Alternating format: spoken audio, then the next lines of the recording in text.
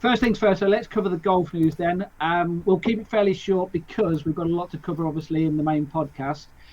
Start off with announcements, mate. British Par 3 Championships, which takes place every year at Nelcott Hall. They've got they're giving some juniors the opportunity to actually qualify to play in the Pro-Am for that competition. The British Par 3 Championship, I don't know if you're aware of this competition, but basically it's where you have some really top players playing in it, but they also play alongside some celebrities, some amateurs, some juniors as well. So it's like an individual competition, but also a pairs competition as well at the same time. Normally spread over 4 days. The actual main competition is the 2 middle days where the big pros play.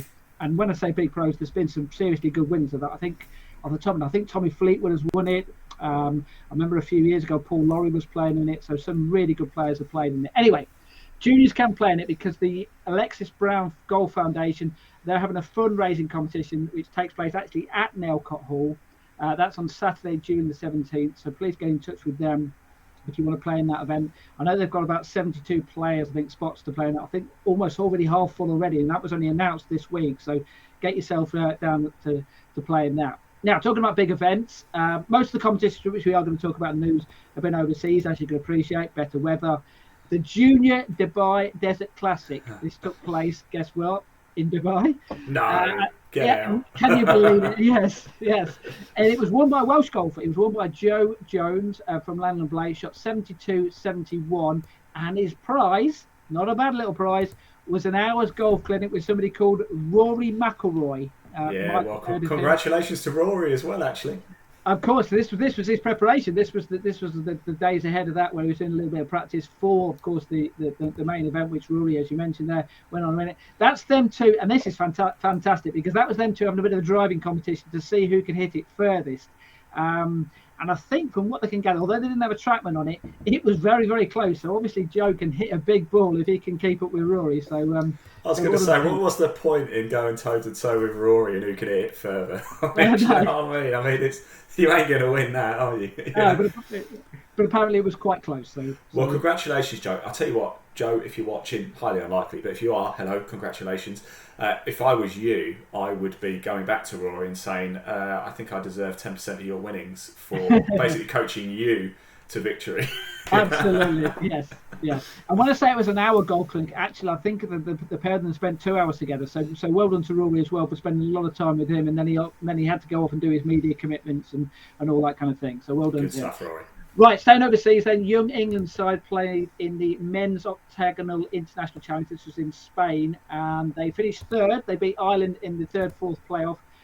All teenagers in the 6-player squad. So although it was a men's team, all of them teenagers, familiar names as we well know: Harley Smith, Dylan Shaw Radford, Seb Cage, Tyler Weaver, Frank Kennedy, and Josh Berry with the team. The host nation, Spain, they actually won the competition. They beat Netherlands in the final.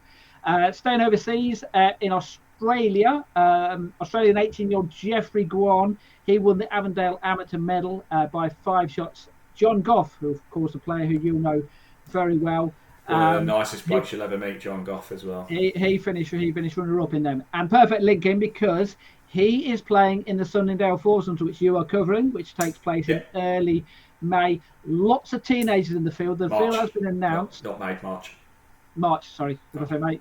Yes, March. Okay, they both begin MA. Yes, that's it. Yes.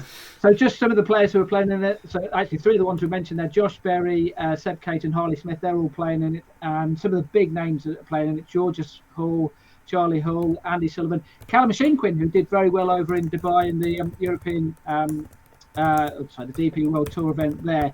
I think he's actually broke into the top 100 in the world. So therefore, we've got a top 100 world player men's side, and then of course Charlie and Georgia, 2 of the top players on the women's game as well. The defending champions, though, are not playing. That's Rachel Gawley and Lottie Woad. Yeah.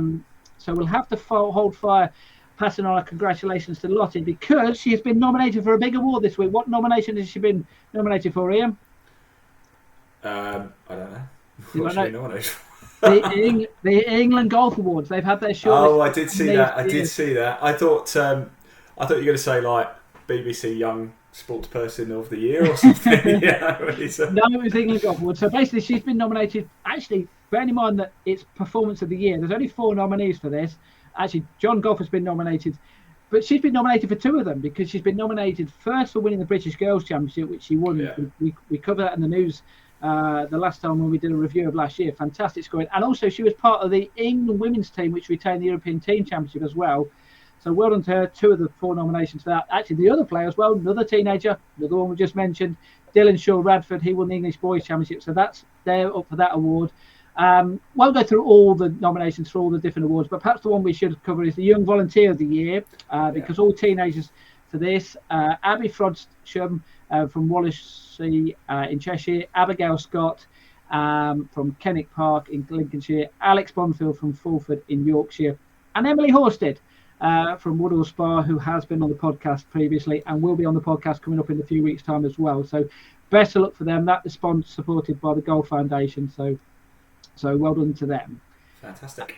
Yes. Actually, I will mention a couple of the other awards. Sustainability Project of the Year. The reason why I mentioned this is because Woburn have been nominated, and the reason why the smile came on your face there is because guess where we are tomorrow? We are at Woburn tomorrow, yes. And what are we doing tomorrow?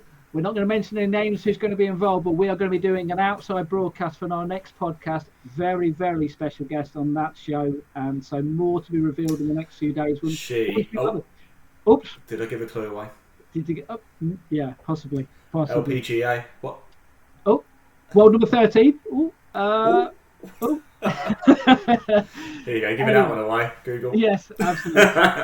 Yeah, right. Some of the other awards: Diversity and Inclusion Champion of the Brent Valley Golf Academy. They're one of the ones who've been nominated. They've done a lot of work for junior golf. County of the Year, Club of the Year. Those Tournament Venue of the Year. These are nominations.